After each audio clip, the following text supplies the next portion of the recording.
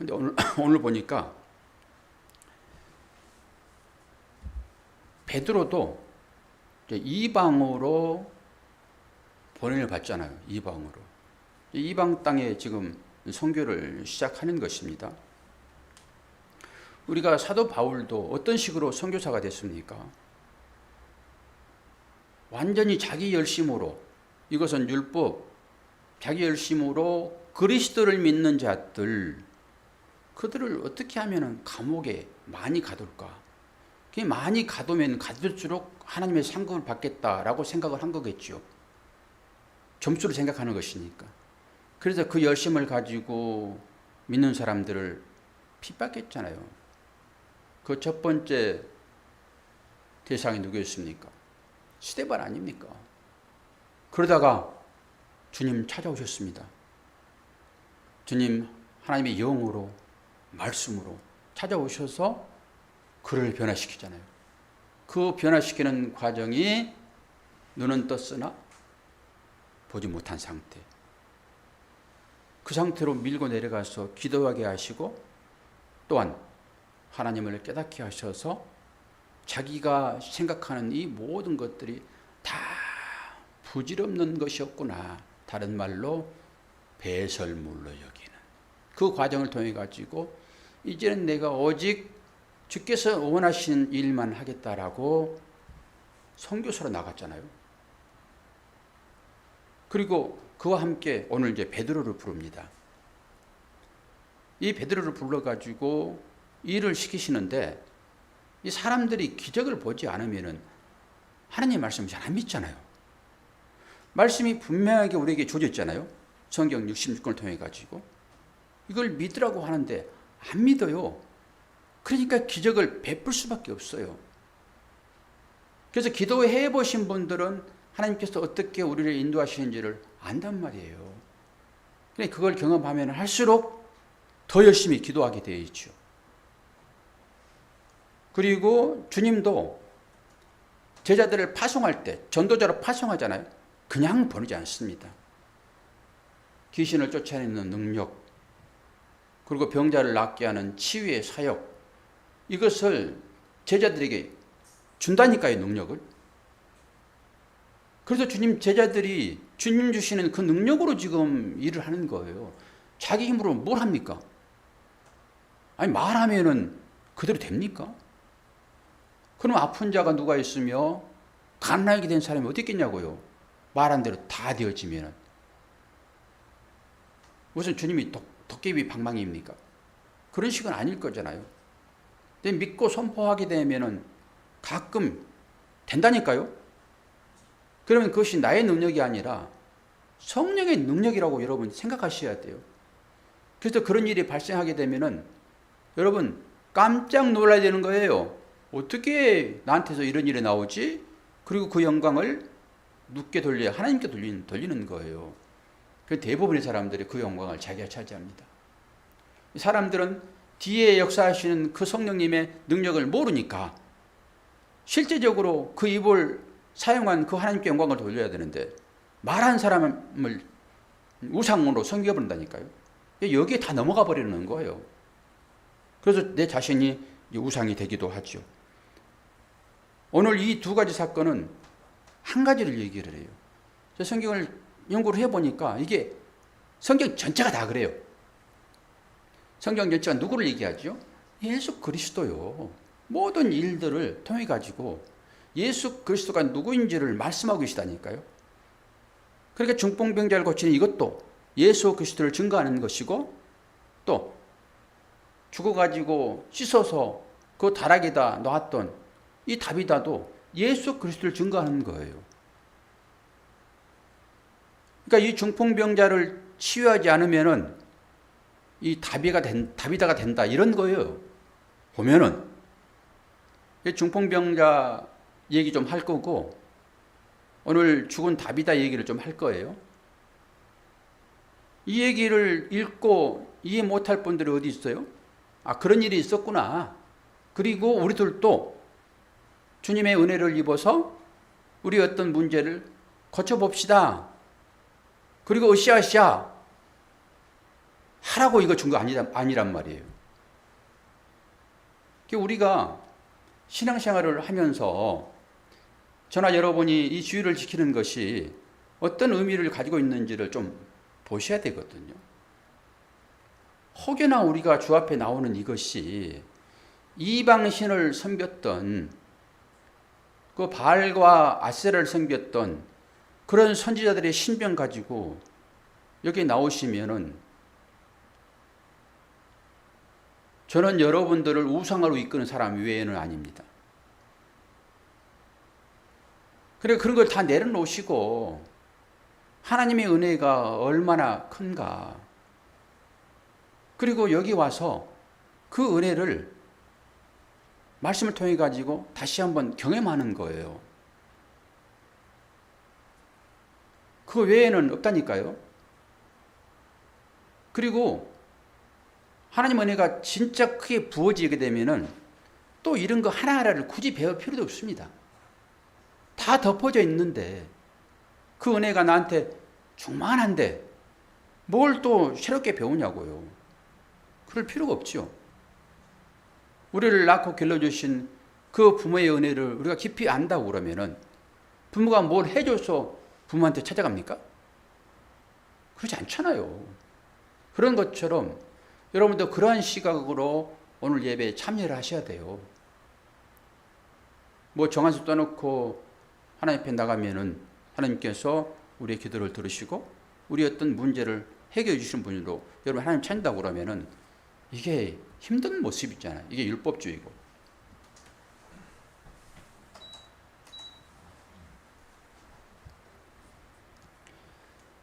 오늘 살펴볼 텐데요. 중풍병자, 이 시대에도 중풍병을 걸려가지고 힘들어하시는 분들이 계시잖아요. 그리고 그 증상들이 어떻게 일어난 것인지 여러분 다 아시고요. 사실 중풍병자는 성경에서 보게 되면은 이 특징이 이렇게 정리해 놨어요. 한편에서부터 풀어지다. 한편에서부터 풀어지다. 한쪽이 마비되잖아요, 중풍은. 그래서 모든 일상생활이 쉽지가 않죠. 걸음걸이도 그렇고 이게 손 쓰는 것도 그렇고 한쪽이 마비된 상태란 말이에요. 중풍병의 특징입니다, 이게. 그래서 한편에서 풀어지다. 온전히 서지 못한 상태가 되겠죠. 더 나아가서 서지 못하는 상태는 어떤 상태일까요? 누워있는 상태가 되겠죠. 누워있는 상태, 앉아있는 상태, 이런 상태에서 서게 만드는 거거든요. 서게. 세워가는 것입니다. 그러니까 중풍병자의 치료가 끝나면은 이 다비다가 살아나는 거예요. 중풍병자가 치료되지 않으면은 다비다가 되는 것입니다. 제가 본 결론이에요. 이게 연속성입니다. 이게 전체 성경이 다 그런 식으로 되어 있더라고요. 하나하나 따로 분리되어 있는 것이 아니라 전부 연속성입니다. 그래서 교회가 지어져 간단 말, 이것은 이어져 간단 말이잖아요. 하나하나. 보통의 도를 통해 가지고 거기에 덧대어서 다 이어져 가잖아요. 성경이 그렇더라고요. 그래서 하나를 이룹니다. 성전을 이루는 거잖아요. 성전은 누구예요? 예수 그리스도. 성경이 전부 그런 거예요. 그러니까 여기에 맞대봐 가지고 틀리면 안 맞는 거예요. 예수 그리스도를 모퉁이 돌로 해가지고 옆에다 댔는데 맞지 않으면 아닌 거예요, 그게. 따로따로 돼 있는 것이 아니라 전부 하나입니다, 이게. 그래서 맞는 짝을 거기다 붙여보는 것이에요. 이게 이제 비유이기도 하고요. 결국 한편에서 풀어지는데 이 사람이 지금 병 걸린 지 몇 년이라고 그러죠? 8년이라면 8년. 8회라고 그러잖아요. 8이라는 숫자는 해라는 숫자인데 이게 울타리라는 의미가 있어요. 울타리. 예, 좀 들어가면은 그것은 생명입니다. 울타리 안에 보호되어 있잖아요. 이게 생명이라니까요. 그래서 8을 생명이라고 그래요. 굳이 8년 되었다고 얘기하잖아요. 그러니까 8년 되었다는 그 말이 딱 눈에 들어오는 동시에 치료받겠네 이런 생각이 확 들어오더라고요. 굳이 8년이라는 얘기를 하는 거예요. 지금 이건 주님이 찾아가서 이 사람 듣겠구나. 그래서 치유가 일어나는 것입니다. 그런데 이건 지금 베드로가 치료하는 장면이고요. 베드로도 성령에 의지하여 전부 치료하잖아요. 그런데 실제적으로 주께서 오셔가지고 이 땅 가운데서 치료하시는 사건이 있는데 누가복음 9장 5장 24절입니다.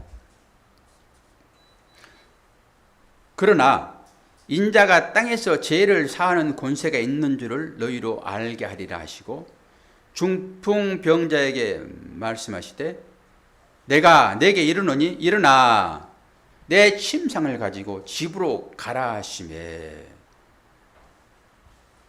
이 친구들이 지금 데려오잖아요. 그리고 지붕을 뜯어서 침상을 달아내리고 이런 장면들 비슷하게 나옵니다. 어쨌든 간에 주께서 중풍병자를 치료하는 장면이에요. 그런데 중풍병자가 지금 어디에 있어요? 침상에 누워 있잖아요.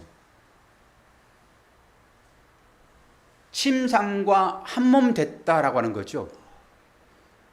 근데 그 상태를 바꾸는 것입니다. 침상에서 분리하는 거예요. 이 환자를. 그런데 침상은 성경의 많은 부분에서 죄를 짓는 곳으로 나옵니다. 이 침상을. 어떤 곳에서는 밥상으로도 써요. 침상은 죄를 짓는 곳입니다. 그 죄를 짓는 곳에서 분리시키는 것입니다. 그리고 침상은 율법으로 이해를 해도 돼요. 율법에 사로잡히면 죽는다니까요. 행위에 사로잡히면 죽습니다. 힘이 없습니다. 여기에서 지금 분리해내는 거예요. 그렇게 보셔야 돼요. 단순히 그냥 중풍병자 치유했구나. 치유했죠. 그 치유한 이 사건이 지금 우리한테 어떤 교훈을 주는가? 이게 중요하잖아요, 지금. 하나님을 찾는 것도 마찬가지고요.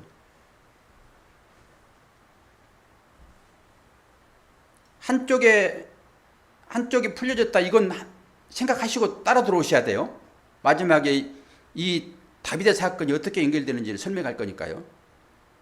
그러니까 이 말씀을 들으면서 어떻게 하면 내가 구원받지 이런 생각을 내려놓으시고 이 말씀이 어떻게 나에게 은혜가 될 것인가 여기에 관심을 가지시라고요. 그 은혜 하나 더 챙기면 되는 것입니다. 평상시에 은혜를 많이 받으신 분들은 굳이 이 은혜를 챙길 필요 없다니까요. 그냥 하나님 만나면 좋은 거예요. 그냥 안녕 하나님 안녕 굿모닝 그 즐거이 계시다 가셔도 전혀 하나님 책망하지 않으신다니까요. 그러지 않고 내가 하나님의 은혜를 좀 더 경험해 봐야지. 이런 분들은 귀를 여시고 듣게 되면은 감춰진 보화를 발견하게 돼요. 제가 늘 강조하는 것이 말씀을 들으십시오. 말씀을 들을 때 그 말씀이 이해되면은 아하가 나옵니다. 그때 믿음이 되는 거예요. 이런 말씀을 드리잖아요. 그런데 모든 말씀을 들을 때 그렇게 저도 좀 과장되게 얘기는 합니다. 여러분이 100이라고 생각하실 때 저 목사님이 한 70% 정도를 가지고 100이라고 얘기하는구나 그렇게 생각해 주세요. 좀 충격요법으로 좀 강하게 얘기를 하는 것이니까요. 그런 식으로 생각하시고 들으시면 되는데요. 이런 예를 한번 들어드릴게요. 정말로 그 물을 먹은 갈급한 사람이 물을 먹잖아요. 갈급한 사람이. 그런데 진짜 이 물을 먹지 않으면은 나 갈급함을 해결할 방법이 없어. 근데 누군가로부터 그 물을 마셨단 말이에요. 그러면은 그 물을 마신 사람은 어떤 탄성이 나올까요? 맛있어. 목마름이 해결됐네. 나오게 돼 있어요. 근데 평상시에 물을 자주 먹는 사람은 물을 먹을 때마다 맛있어.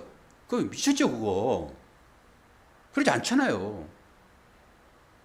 근데 진짜 강력한 사람은 이 물 한 그릇 주는 그 물 마시면서 맛있어. 감사합니다. 이 탄식이 나오죠. 근데 평상시에 물을 자주 먹는 사람들은 다른 말로 이 갈급함이 없는 사람들은 그렇게 저는 얘기를 해보고 싶어요. 이 갈급함이 없는 사람들은 계속 물이 부어지잖아요. 설교가 그런 것이니까 말씀이 계속 부어지잖아요. 그러면 자기도 모르게 사모님 뭐에 옷이 젖는 거예요? 가랑비에 옷 젖는 거란 말이에요. 가랑비에 이슬에 가랑비에 옷 젖는 식으로 언제 봤더니 내 옷이 푹 젖어 있어요. 그 은혜가 있단 말이에요. 보통 살아가시는 분들은 그냥 들으시니까 그냥 들으시면 돼요. 듣다 보면은 언젠가는 푹 젖겠지요. 진짜 갈급하신 분들은 이 물 먹으면은 탄성이 나오게 돼 있다니까요. 뒷부분은 이루로 드리는 말씀이고 이 탄성을 질러야 된다라고 하는 거예요. 원래는 우리가 다 그런 갈급함이 있는가라고 하는 거예요. 하나님에 대한 갈급함이 있는가? 하나님의 은혜에 대한 사모함이 우리한테 있는가? 사실 그것이 우리의 위기적인 인생의 문제를 해결하는 길이거든요. 근데 우리는 이걸 찾지 않아요. 그 갈급함이 있으면은 오늘 말씀 집중할 거예요. 그러고 나서 저에게 입혀지는 이 은혜가 여러분들에게 갈 거란 말이에요. 그래서 사모하는 사람은 제가 은혜를 받고 은혜가 입혀졌는데 하나님은 이것을 도구로 쓸 것인데 왜 흘러가게 않겠냐고요.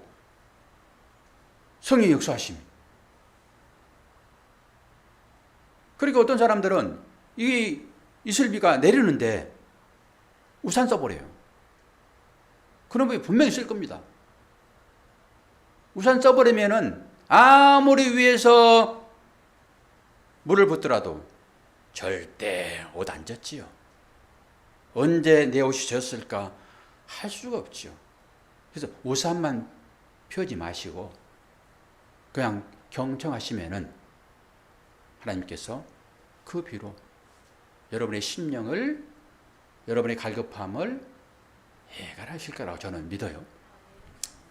그래서 오늘 이제 두 번째 사건을 살펴보자고요. 이게 중요하니까.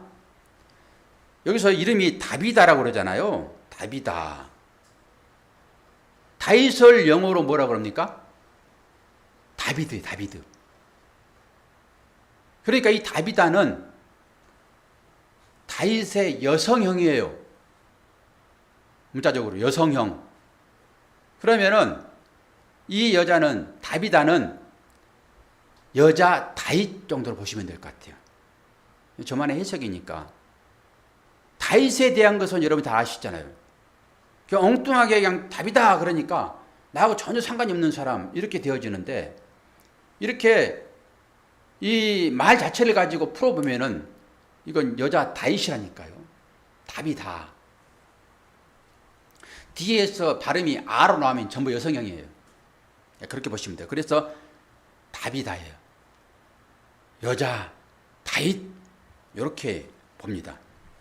그리고 이 여자가 죽었는데 이 여성 다윗이 여자 다윗이 죽었는데 처음에 절차가 뭐예요? 어떻게 했어요? 씻습니다. 그리고 다락방에 놓습니다. 이 두 가지 풀어낼 거예요. 제가 이걸 풀면서 얼마나 은혜를 받았는지 새로운 시각이 하나 열려가지고 정리를 딱 하나 해줄 거예요. 마지막에 어린 나이 같지 않으면은 천국에 이를 수 없다. 제가 설명 다 해드렸는데 다시 조금 더 깊이 이해되어지는 부분이 여기서 나와요. 씻었다. 왜 시체를 씻습니까? 아니 그냥 우리들은 목욕도 하잖아요. 시체를 왜 씻냐고요.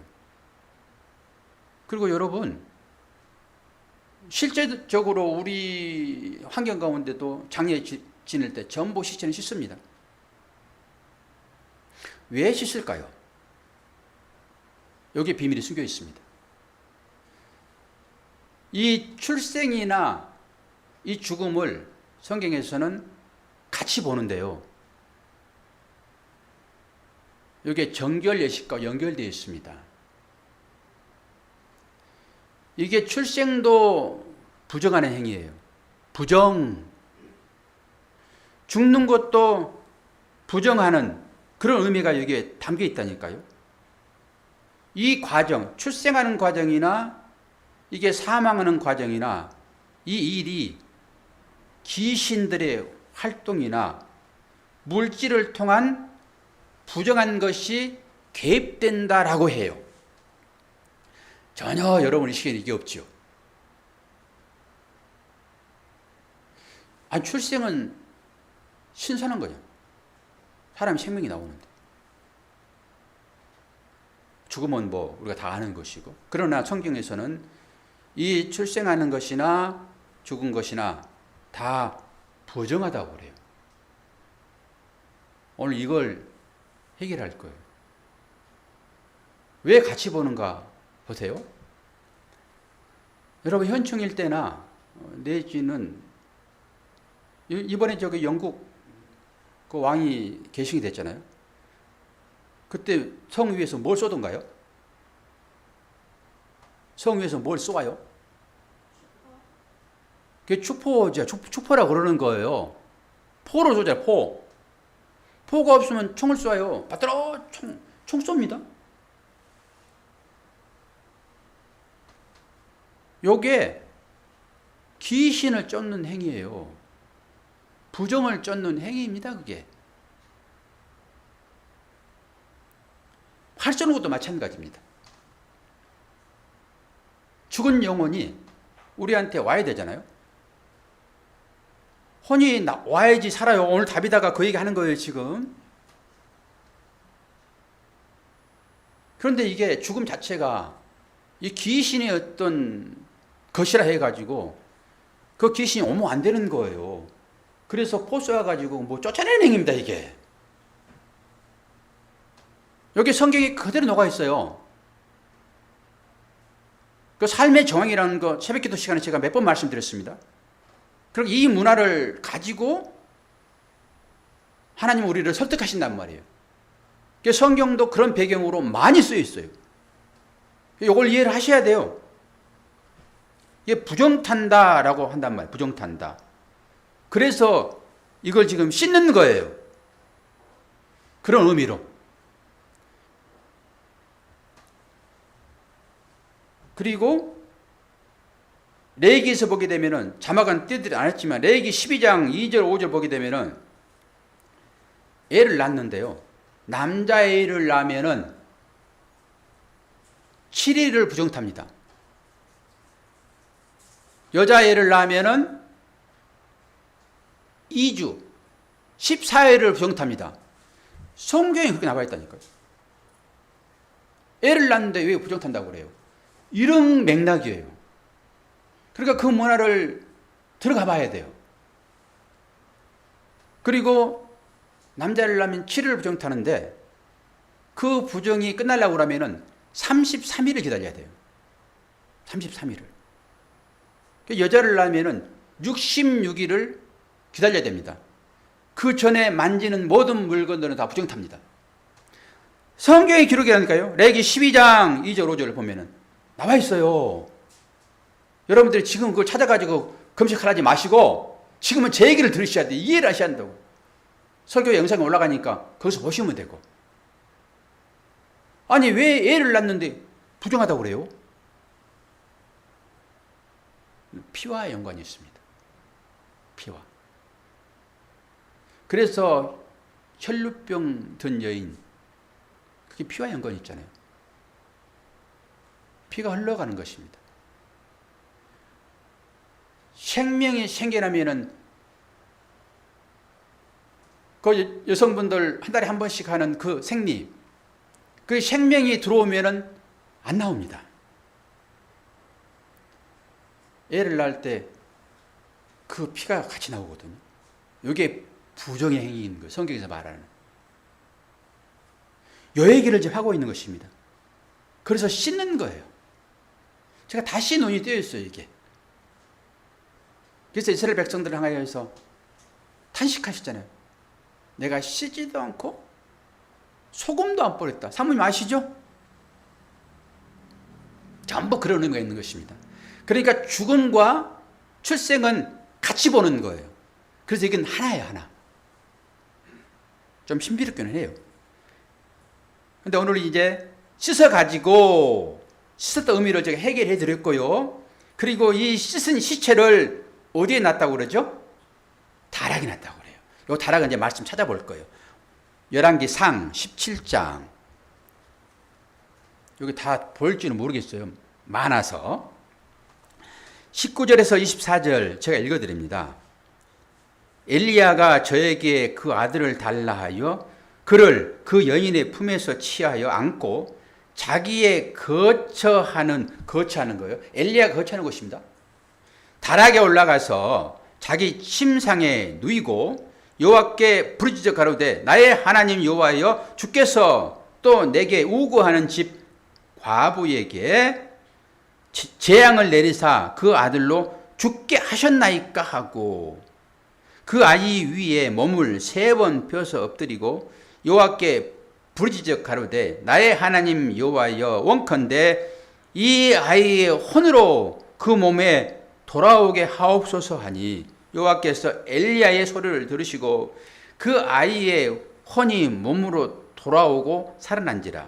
엘리야가 그 아이를 안고 다락방에서 방으로 내려옵니다. 내려가서 그 어미에게 주며 이르되 보라 내 아들이 살아났느니라. 여인이 엘리야에게 이르되 내가 이제야 당신은 하나님의 사람이요 당신의 입에 있는 여호와의 말씀이 진실한 줄 아노라 하니라. 아멘. 이거 보세요. 지금 이 사건이나 지금 다비다를 고치는 사건이나 똑같습니다. 이 다비다도 지금 다락에다 지금 올려놨고 이 엘리야도 자기가 거처하는 그 다락으로 그 아이를 안고 간다니까요. 끝에는 다락에서 23절 다락에서 방으로 내려와요. 방으로. 요게 이제 아래에 있다가 위에 있다가 위에서 아래로 전부 그런 의미가 다 내포되어 있다니까요. 우리 얼른 보면은 그냥 아유 죽었다 한 사람이 살아났구나 이 정도 보잖아요. 그런데 보세요. 기도를 함으로 그의 혼이 몸으로 돌아오게 하옵소서 그러잖아요. 제가 불교를 믿는 어떤 분하고 대화를 하는 중에 그분이 저한테 이런 얘기를 하더라고요.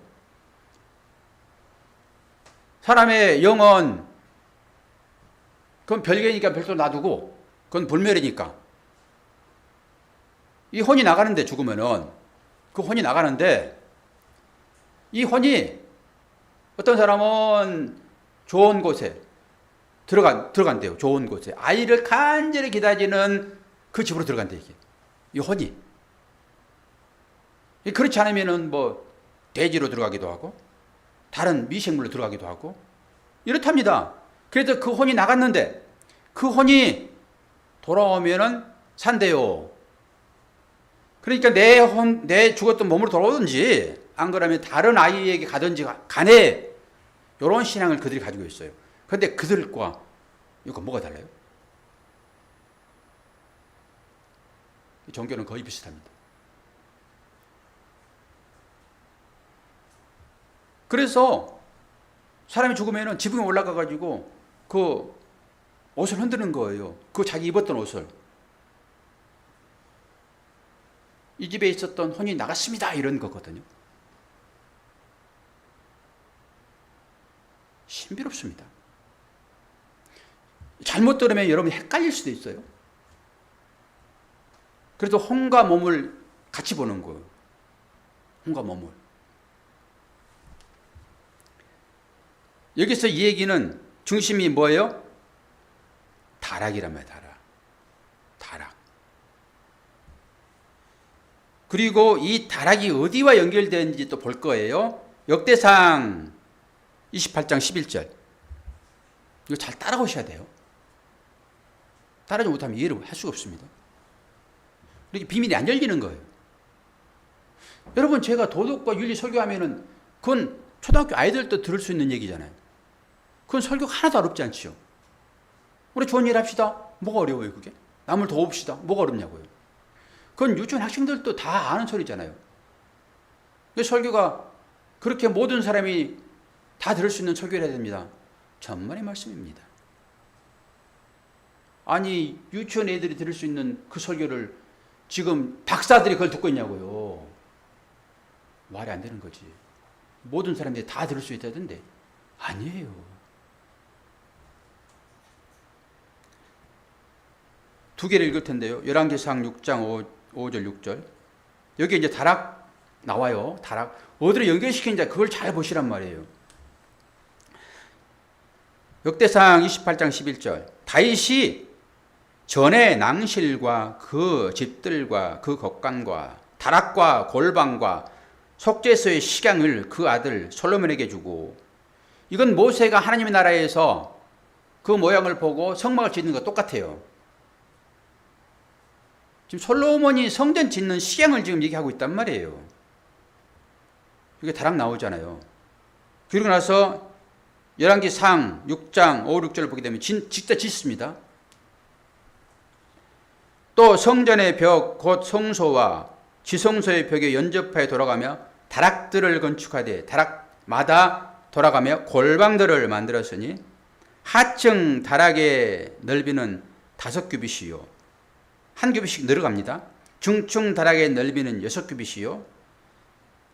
셋째 층 다락의 넓이는 7규빗이라. 성전의 벽 바깥으로 돌아가며 턱을 내어 골방 들보들로 성전의 벽에 박히지 아니하게 하며. 이것 보더라도 여기서 6절 보면 하층, 중층 그래 놓고 세 번째는 상층 그래야 맞잖아요. 그러지 않아요? 하층, 중층, 상층, 상중하 이래야 되잖아요. 그런데 셋째 층을 했어요. 제가 여기에서 사도 바울이 본 3천층을 본 것입니다. 3천층이 다시 한번 이해되어지는 거예요. 제가 3천층 얘기 다 해드렸어요. 성전 내막을 보고 다 하는 거라고. 근데 여기에서 야, 여기에 또 한 번 비밀이 풀어지는구나. 여기에서는 그 얘기가 아니라 지금 골방 얘기를 하고 있는 거예요. 다락방은 골방과 연결되어 있더라. 이 골방이 비밀이 풀어진 열쇠입니다. 골방 어떤 뜻이 있냐 그러면은 이거는 이제 오늘로 첼라라는 단어를 쓰고 있는데요. 갈빗대, 옆구리, 측면, 이게 골방입니다. 갈빗대, 옆구리, 측면 아시잖아요. 갈빗대, 옆구리, 측면 하면 여러분이 떠오르는 것이 있어야 되는 거예요. 이게 선지식이 필요한 거죠. 갈빗대 그럼 뭐가 떠올라요? 누구요? 하와. 아담과 하하죠. 그쵸? 와, 앞서가는 거 이렇게. 다 알고 있으면 이런 얘기를 한다니까요. 갈빗대 하면 아담의 갈빗대 생각나는 거죠. 그게 옆구리입니다. 옆구리. 골방의 금이란 말이에요. 이 첼라라고 써놨단 말이에요. 이것을 뭘로 풀었어요? 골방이라고 풀었단 말이에요. 한글로. 이거는 측면이란 말이에요. 다락 옆에, 다락 옆에. 이런 것만 가지고도 쭉 타고 들어가면은 바로 답이 나와버리는 거죠. 골방은 그런 거예요. 이 지금 다비다가 거기서 살아나는 것입니다. 거기서. 근데 골방 하나 또 풀어드릴게요. 우리가 기도할 때 시작 보게 되면은 어디 가서 기도하라고 그래요? 골방에서 기도하라고 그러죠. 그러니까 기도원 가게 되면은 각자 방들을 만들어 놨잖아요. 골방. 하나 딱 들어가 가지고 있는 곳. 그리고 집에도 골방인들 있잖아요. 그 기도하는 방. 여기에 머물면 안 돼요. 이 골방은 어디에 만드는 거예요? 성소, 지성소에 만드는 것입니다. 다 보세요. 쫙 돌아가면서. 이 성막에는 그거 없어요. 그거 만들지 않아요. 솔로몬이 만든 성전, 거기에는 전부 다락방 다 만들어요. 그리고 다락방 옆에 골방 만들고요. 이건 물품 보관하는 것입니다. 여기. 성전, 지성소 안에, 성소 안에 이게 다 들어있는 거예요. 그러면 거기 가서 기도하라. 이 말은 무슨 말이에요? 거기에 들어가라고 하는 거잖아요, 지금. 골방 기도는 거기 들어가라고 한 거거든요. 거기 들어가서 뭐 해요? 하나님께 또 거기 들어가가지고, 하나님, 나 필요한 거 있으니까 내 자식 부귀영화에 누리게 해주시고, 내가 소원한 게 있으니까 그거 들어주세요. 그거 기도하라는 거예요? 우리는 전부 그런 기도합니다. 거기 들어가라 이 얘기는 뭐예요?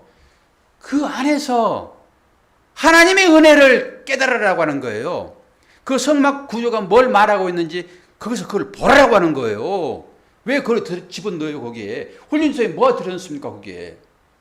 훈련소에 왜 들어넣냐고요? 그거 가서 훈련받으라는 거예요.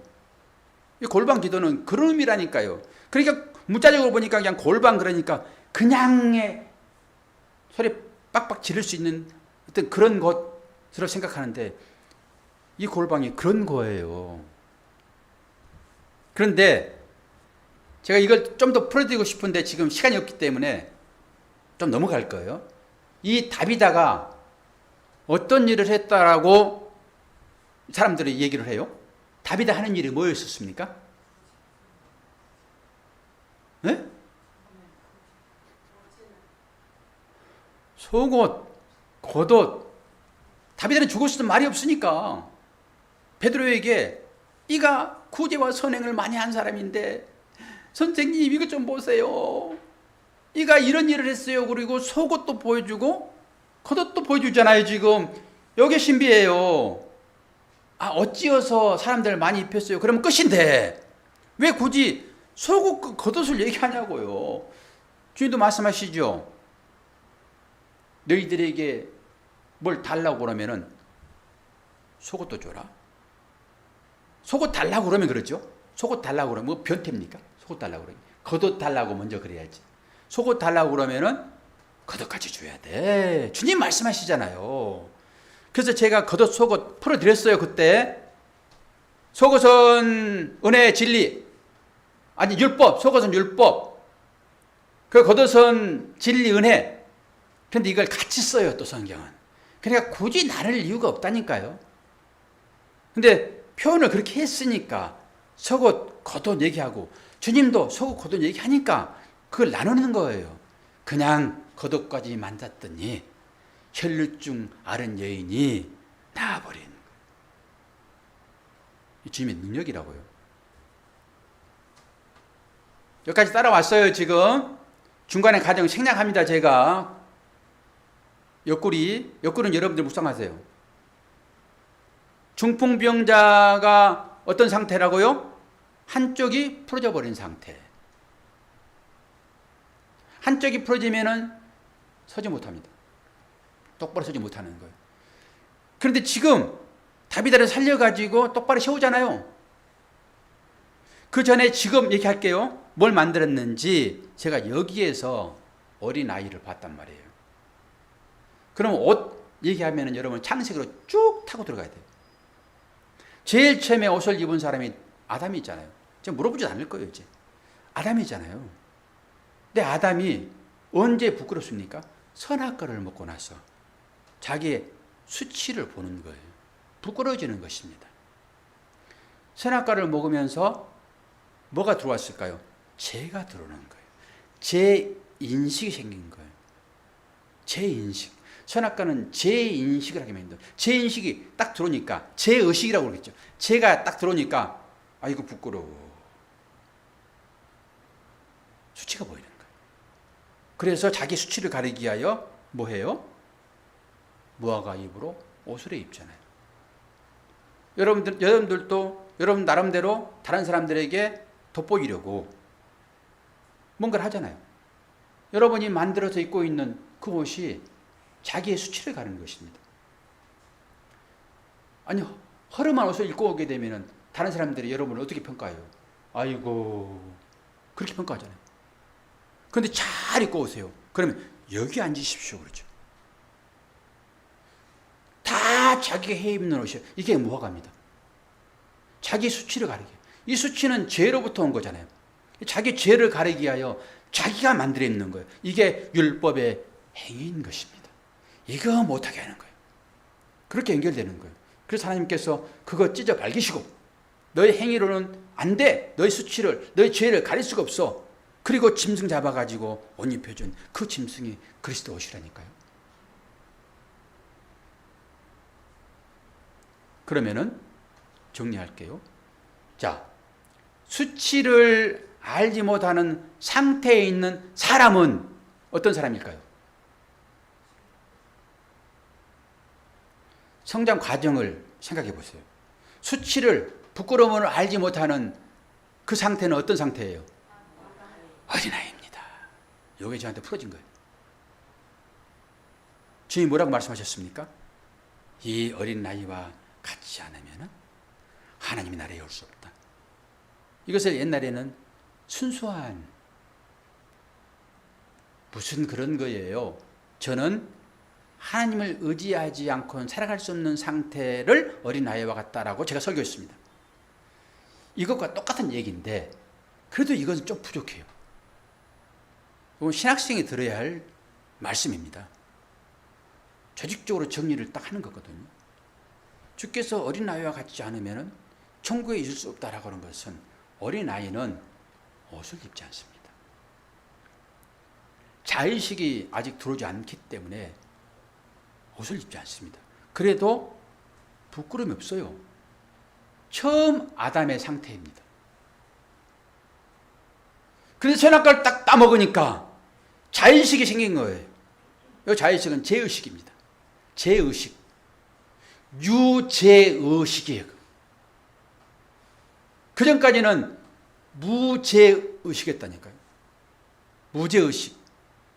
어린아이와 같다라고 하는 것은 무제의식의 상태로 들어가는 거예요. 나를 정죄하지 않아요. 나를 정죄하지 않으니까 굳이 가릴 필요가 없죠. 상대방도 그렇게 보는 거예요. 이게 딱 정리됐습니다. 아, 어린 아이와 같지 않으면 천국에 이를 수 없다. 그 말은 너는 원래부터 죄가 없는 상태로 들어가야 돼. 이게 무죄의식의 아담의 상태입니다. 그런데 우리는 지금 아담의 후손이잖아요. 그 상태로 쭉 들어오니까 유죄의식이 우리한테 있단 말이에요. 그 유죄의식으로 전부 정죄하는 거예요. 자기 자신부터 용서가 안 됩니다. 좀 잘못하면 야, 너 왜 그러니? 그리고 그 의식 가지고 상대를 비난하는 거예요.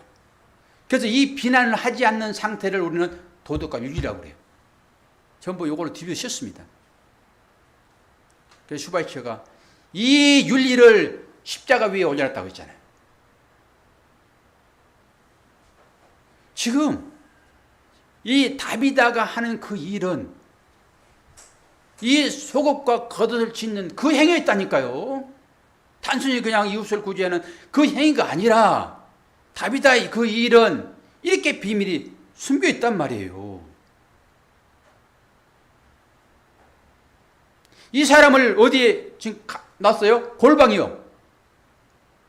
그러니까 이걸 깨닫지 못한 사람들은 골방, 옆구리, 측면, 갈빗대 이거 빠져버린 거예요.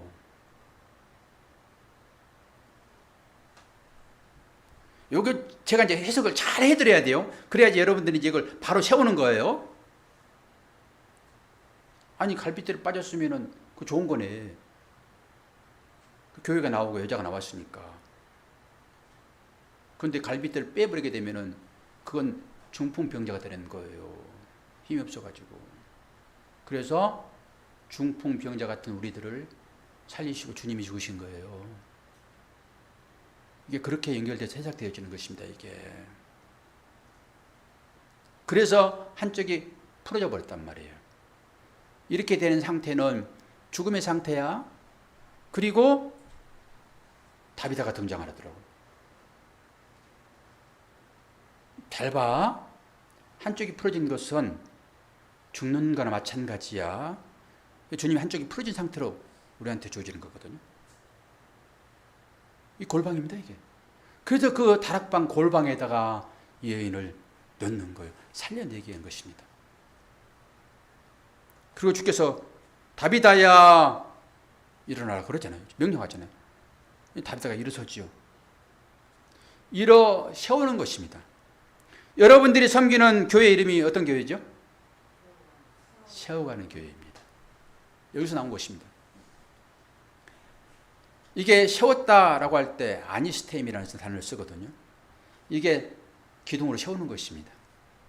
그래서 다비다처럼 중풍병자처럼 이렇게 한쪽에 풀어져 버린 사람들, 누워있게 된 사람들, 이건 죽음이니까 이 사람들을 세우는 그 일이 베드로의 일이며 사도들의 일이고 그 사명을 이어받은 이 교회가 그 일을 하는 것입니다. 여러분, 교회 이름이 괜히 나온 게 아니에요. 여러분이 세워가는 교회잖아요. 물론 또 다른 교회 가면은 그 이름이겠지만은 여러분이 교회잖아요.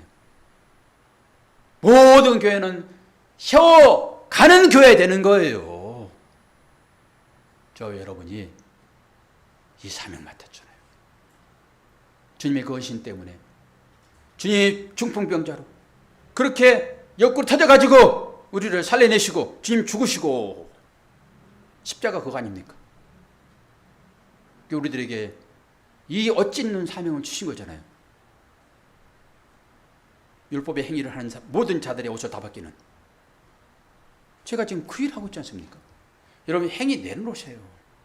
여러분 그 행위가 하나님 상급이 되지 않습니다. 여러분 그거 상급 받아가지고 계급장 달고 뭐 할 것입니까? 이런 거. 주님이 그거 깨러 오신 거예요. 그래서 그 행위를 무시했더니 이것 봐라. 나의 행위가 지금 얼마나 하나님 앞에서 거룩한 것인데 네가 나를 지금 부정해버려? 그리고 주님을 죽이려는 거예요. 모르니까. 사도 바울이 그거 있잖아요. 그걸 말하는 사람들을 죽이는. 오늘 이 베드로가 했던 이 중풍병자 애니에와 그리고 이 다비다 얘기가 그렇게 연결되더라고요. 연구하다 보니까. 그런데 이걸 듣지 않으면은 여러분, 아이고, 주님의 능력이 이런 사람을 살려냈네. 어떤 사람은 중풍병자 살려내고, 와, 죽었더니 시체가 더 일으키네. 딱 주님의 사역 아닙니까, 이게? 이게 눈먼 자나 앉은 자나 기머거리나 다 똑같은 일들을 하는 거예요. 이 사역 가운데 저와 여러분이 초대를 받은 거라니까. 왜 베드로는 할 수 있고 왜 사도 바울은 할 수 있는데 왜 우리는 못해요? 그때는 실제적으로 이런 일들이 눈앞에서 보여졌지만은 이건 다 끝난 것입니다. 성경이 정경으로 완성됐다니까요. 성경 완성되기 전에 일들이에요, 그게. 성경 완성돼가지고 너희들이 봐라, 내가 이런 일을 행했는데 너희가 이걸 믿니라고 줬잖아요. 믿으면 되죠, 그냥 단순히.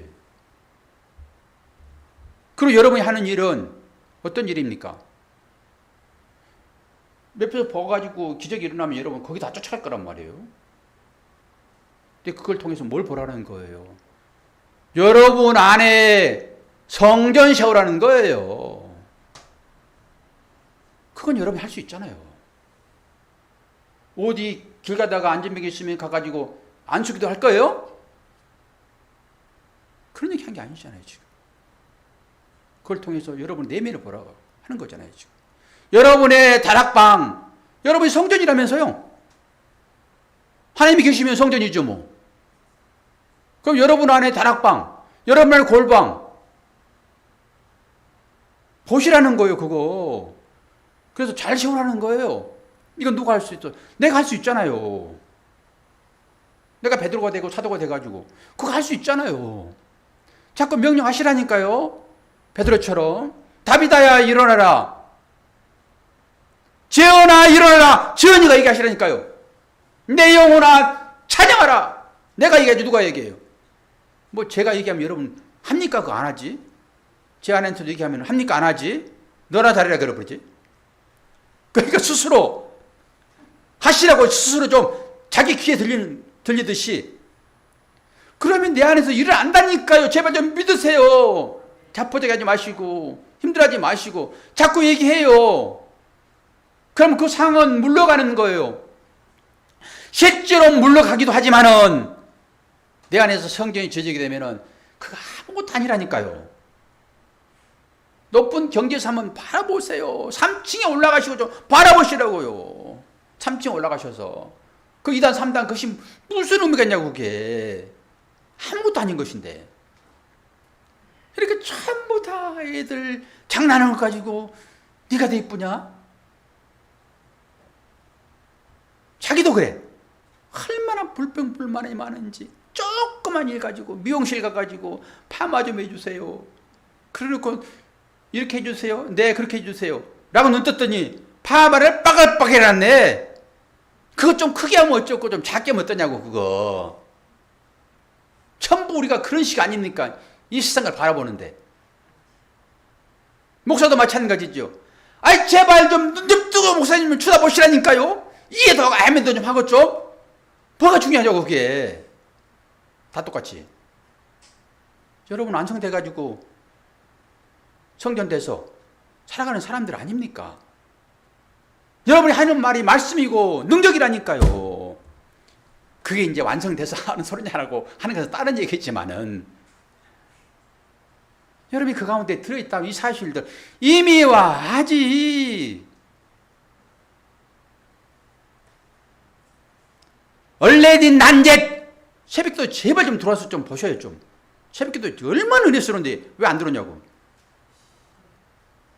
힘들어서 못 들어오면은 낮이라도 가끔 귀에 옆에 끄고 좀 들어요. 좀 딱 핸드폰 뒤집어 놓고 안 보이게. 박도수 목사 얼굴도 꼴 보시려니까 그냥 들으시라고. 그냥 그럼 이거 다 하는 일들인데 제가 주일날 나와가지고 이 언성을 높이는 것은 왜요? 안 들으니까. 평상시 잘 듣고 얘기만 통하면은 그러면은 저쪽에서 그런데 뭘 큰 소리 치냐고요. 그냥 뭘 큰 소리 쳐요. 그리고 그냥 즐겁게 교제하고 그렇게 또 나가서 삶을 살다가 또 힘들면 여기 와가지고 다시 한번 그래 그리고 가면 됐지. 뭘 복을 빌라고요. 여기서 다 된 사람들이 그러지 않습니까? 그런데 이제 들을 때는 그런가 보다 그러는데 또 나가서 살면은 그 말은 깡그리 잊어버리고 전부 삶에 또 함몰돼가지고 그러니까 주의를 주신 거예요. 그것 때문에 중간에 또 한번 예배 드리도록 수요일날 또 하고 하시고 잘 아시겠죠? 예. 기도하겠습니다. 좋으신 아버지 하나님, 아버지의 사랑과 은혜를 감사합니다. 내가 어떻게 해서 구원받았는지, 내가 어떤 자리에 있는지, 내가 하나님의 자녀인 것을 깨달아 알기를 원합니다. 대통령의 아들이 뭐가 부러워서 저 길가에 가는 니아카 붙잡고 주도권 싸움을 하겠습니까? 주님, 혹시나 우리가 그런 것은 아닌지 잘 보게 하여 주옵소서. 그래서 우리 모든 성도님들 어디에 있든지 간에 마음 편안하게 하나님이 끄시는 대로 최선을 다하는 삶이 믿음으로 나올 수 있도록 도와주시옵소서. 환경을 통하여 말씀하신 그 하나님의 말씀을 깨달아 아는 지혜가 있기를 원합니다. 오늘도 사도행전 9장의 그 환경이 우리의 환경이 아닙니까? 아버지 보게 하여 주옵소서. 예수 그리스도의 이름으로 기도하옵나이다. 아멘.